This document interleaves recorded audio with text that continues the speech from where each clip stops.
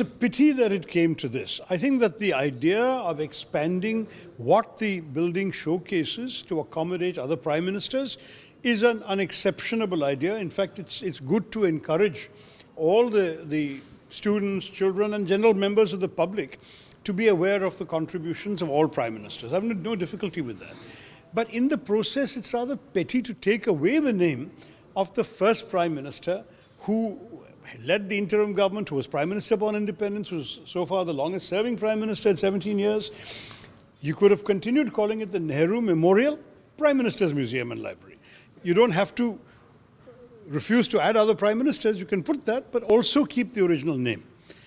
This pettiness is unfortunate, and it shows a certain bitterness towards our own historical past, which I believe is not worthy of a government that has such a good majority, so much confidence in themselves. They should at least show that big-heartedness that you expect that comes with a big majority.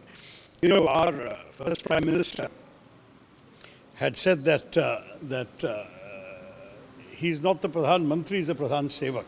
A phrase that was echoed 13 prime ministers later by Mr. Narendra Modi. He could have also paid Nehruji the tribute of keeping his name in a building where he had lived. This was also the house of the prime minister. Before this whole complex in Racecourse Road or Lok Kalyan Marg was built, Nehruji lived there. And to continue to name the place after such a giant of our history who also lived there would have been a very simple thing to do. And I think it's become an example of a certain pettiness that I wish we didn't have in our politics. Amar Ujala अब आपके TV पर भी।